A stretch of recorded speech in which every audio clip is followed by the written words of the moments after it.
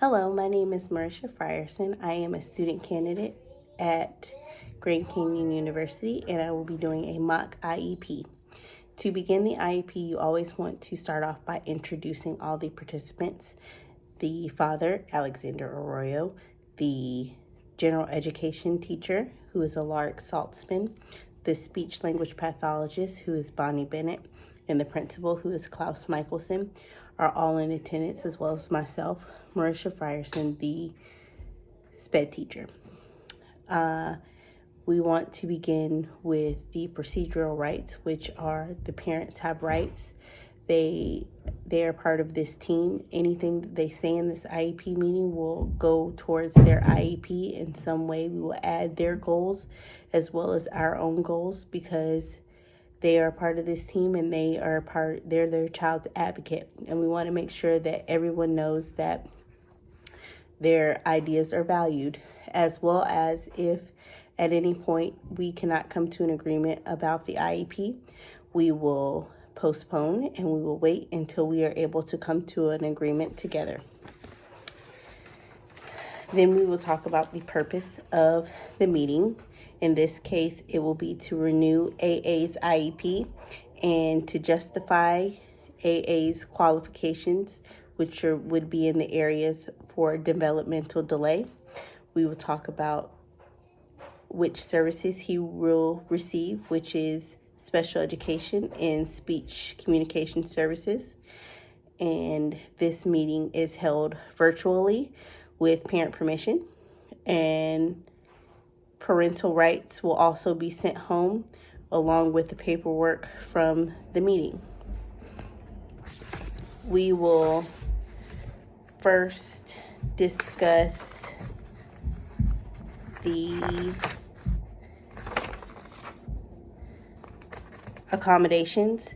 In this case, the student does not receive any accommodations because he will not be taking any tests this year. For district tests or statewide assessments, in his general education setting accommodations, he has a movement break, proximity control, positive reinforcement, specific praise, and model correct speech.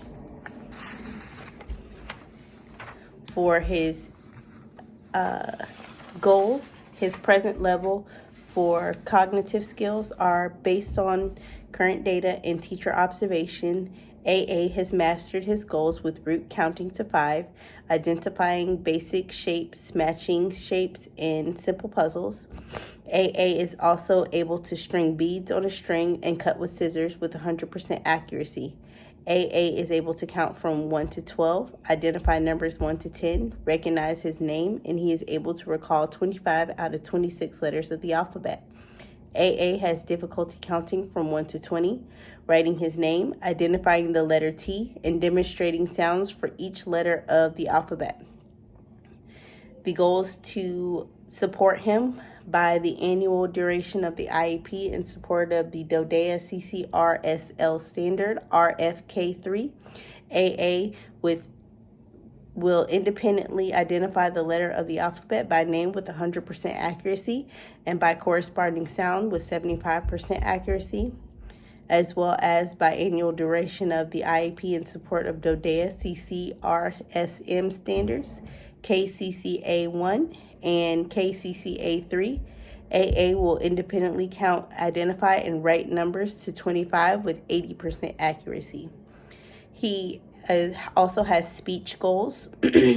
His present level in speech is AA is now using more words in his vocabulary and is now using longer utterances and phrases when he communicates with others and in class. SLP has also informally tested him for certain sounds, phonemes, that he needs to produce for a clearer speech.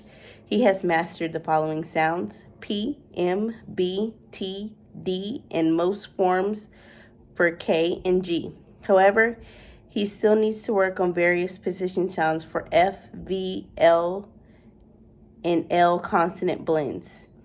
Aiden also answering more consistently to questions as able to attend a short story, and while information is shared, he used to want to talk about trouble with listening, but he is greatly improved.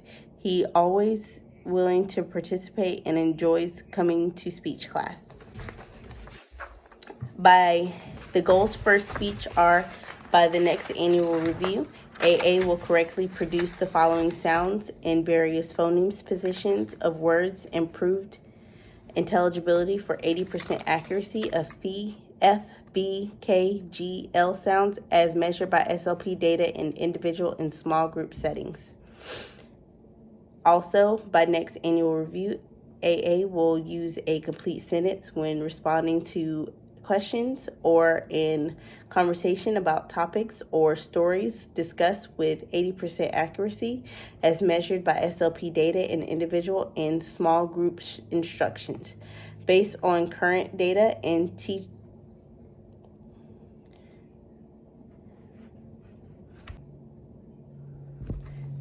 the least restrictive environment talks about how long he is away from his general education setting. At this point, AA is pulled out 10% or less of his school day. He spends 80% or more of his school day in his classroom.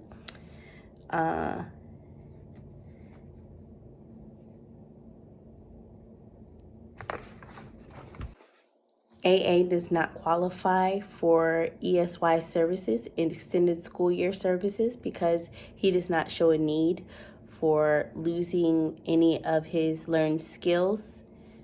So at this time, he is not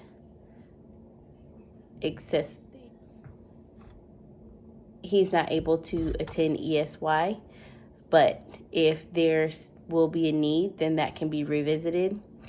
And the prior written notice will go to parents if testing is asked of or would like to be waived, and that just says that the parent understands that the test was waived or that the teacher would like to see another test given to the student in order to keep him within services or excuse him from services. Thank you.